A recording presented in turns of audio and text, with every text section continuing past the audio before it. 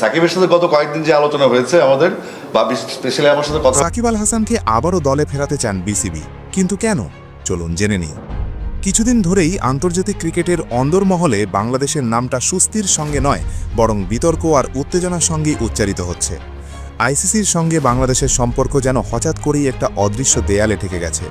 এই সংকটের কেন্দ্রে আছে টি-20 বিশ্বকাপ, আছে ভারতের ভূমিকা, আছে আইসিসির রাজনীতি, আর সব কিছুর মাঝখানে দাঁড়িয়ে আছে বাংলাদেশ ক্রিকেটের ভবিষ্যৎ।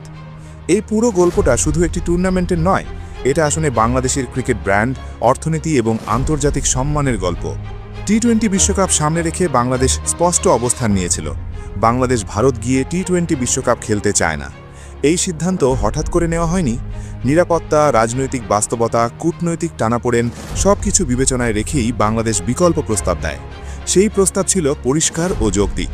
বাংলাদেশের ম্যাচগুলো যদি শ্রীলঙ্কায় আয়োজন করা হয়, এটা কোনো অস্বাভাবিক দাবি ছিল না। অতীতেও নিরপেক্ষ ভেন্যুতে টুর্নামেন্ট আয়োজন হয়েছে, কিন্তু এখানেই শুরু হয় আইসিসির সঙ্গে বাংলাদেশের সংঘাত। বাংলাদেশের দাবির পর আইসিসির বোর্ডে ভোটাভুটি হয়। মোট ভোট 16টি। বাংলাদেশের পক্ষে ভোট পড়ে মাত্র 2টি, একটি বাংলাদেশ, একটি পাকিস্তান। আইসিসির প্রস্তাবের পক্ষে যায় 14টি ভোট। এই ফলাফলই বলে দেয় বাংলাদেশ কার্যত একা। ক্রিকেট রাজনীতির মঞ্চে বাংলাদেশ এখনও শক্ত অবস্থানে পৌঁছাতে পারেনি। এই ভোটাভুটির মাধ্যমে আইসিসি পরিষ্কার বার্তা দেয়, বাংলাদেশের আপত্তি আমলে নেওয়া হচ্ছে না। ভোটাভুটির পর যে সিদ্ধান্ত আসে তা বাংলাদেশের জন্য রীতিমতো শক। আইসিসির সিদ্ধান্ত অনুযায়ী বাংলাদেশ ছাড়া বিশ্বকাপ আয়োজনের বিকল্প পথ খোলা রাখা হবে। সেখানে বাংলাদেশকে বাদ দিয়ে স্কটল্যান্ডকে খেলানো হবে। এখানেই প্রশ্নটা সবচেয়ে ভয়ঙ্কর হয়ে ওঠে, তাহলে কি বাংলাদেশ টি-20 বিশ্বকাপ থেকে বাদ? হ্যাঁ, বাংলাদেশকে টি-20 ওয়ার্ল্ড কাপ থেকে বাদ দেওয়া হয়েছে। বিশ্বকাপ থেকে বাদ পড়ার প্রভাব শুধু মাঠের মধ্যে সীমাবদ্ধ থাকবে না, এর প্রভাব পড়বে বিসিবির আয়, স্পন্সরশিপ চুক্তি, ব্রডকাস্টিং রাইটস, আন্তর্জাতিক সিরিজ আয়োজন। বিশ্বকাপে না থাকলে বাংলাদেশের ম্যাচের বাজার মূল্য কমে যাবে, বড় স্পন্সররা মুখ ফিরিয়ে নেবে, টিভি স্বত্ব থেকে আয় কমে যাবে কয়েক গুণ। আর বিসিবির জন্য সবচেয়ে ভয়ঙ্কর ব্যাপারটা হলো, ভবিষ্যতে বড় দলগুলোর সঙ্গে নির্ধারিত সিরিজগুলোও ঝুঁকির মুখে পড়বে। আইসিসি চাইলে সেগুলো বাতিল করতে পারে, অথবা ভারতের প্রভাবের কারণে বড় দলগুলোই বাংলাদেশের সঙ্গে সিরিজ খেলতে আগ্রহ হারাতে পারে। এমনিতেই বাংলাদেশের ক্রিকেট নিয়ে দেশের মানুষ অনেকটাই বিরক্ত। পারফরমেন্স নেই, পরিকল্পনা নেই, ধারাবাহিকতা নেই। এখন যদি বড় দলগুলোর বিপক্ষে ম্যাচই না থাকে, দর্শক ছোট দলের ম্যাচ দেখতে আগ্রহ পাবে না, স্টেডিয়াম ফাঁকা থাকবে, টিভি রেটিং পড়বে। এর সরাসরি ফল, স্পন্সর যাবে, টাকা যাবে, ক্রিকেটের আকর্ষণ হারাবে।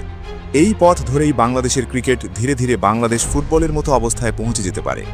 আবেগ আছে, ইতিহাস আছে, কিন্তু ভবিষ্যৎ নেই।